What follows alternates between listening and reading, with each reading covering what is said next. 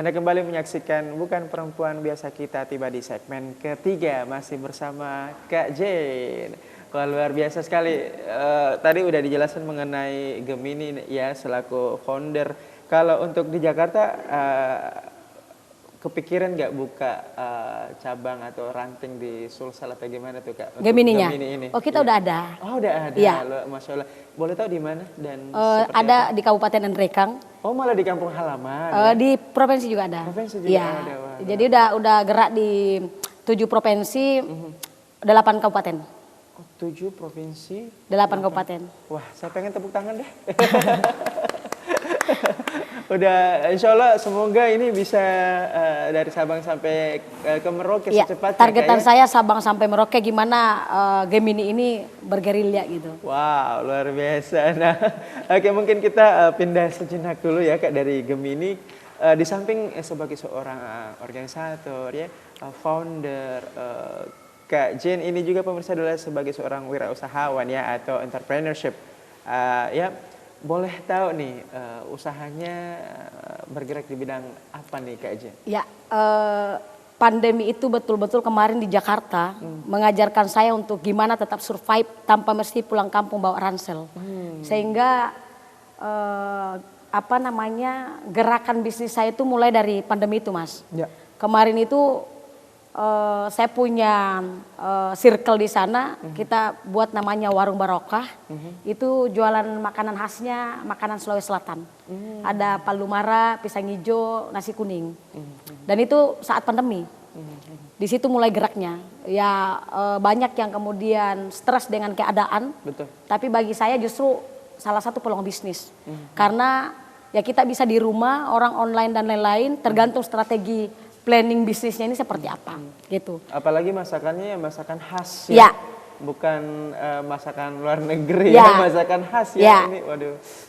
Keren banget. Nah, itu konsen di situ. Nah, kalau saat ini misalnya kayak saya ke Makassar ini ya kita agenda bisnis juga. Kebetulan ini ada produk Polo Cocoa. Ini ownernya saya kenal baik, bahkan saya pegang ya, ya. ya. Okay. Bahkan saya sama-sama dari Jakarta.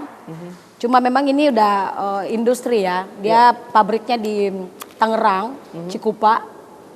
Dan bahan bakunya ini masih Indonesia.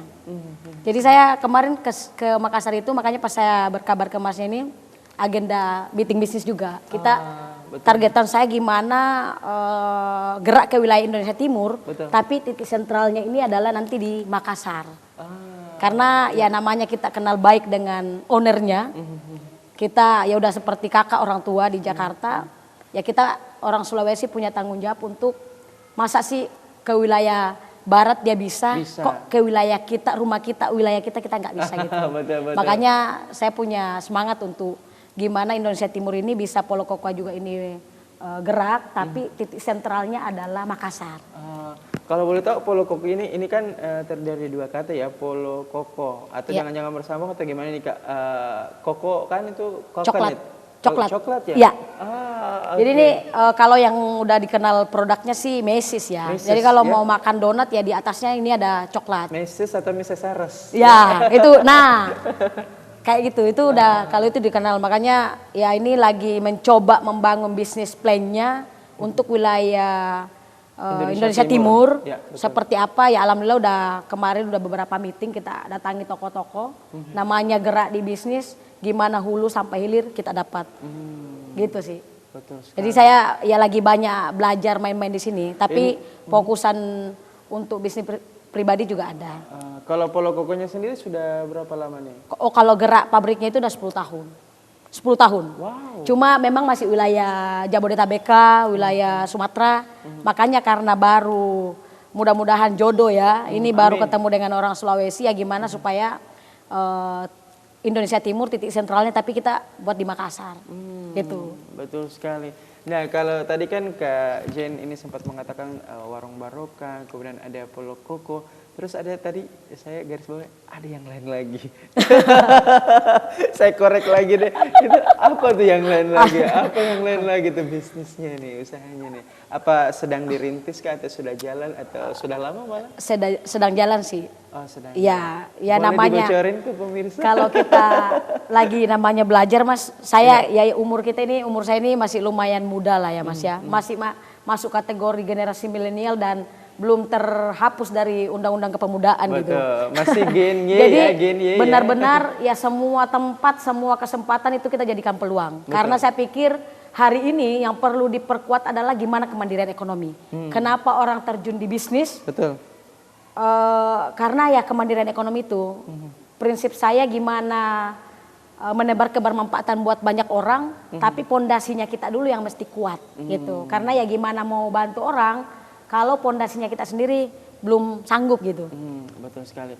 Nah, kalau kita berbicara mengenai bisnis nih ya, bagaimana sih Kak Jen ini memandang seorang wanita, terlebih memandang diri sendiri nih sebagai wanita ataupun orang lain sebagai wanita dalam menekuni dunia bisnis. Ya. Itu seperti apa pandangan Kak Jen? Kalau saya melihat ada perempuan yang kemudian konsen di dunia bisnis, itu bagi saya itu adalah sesuatu yang punya kelebihan lebih.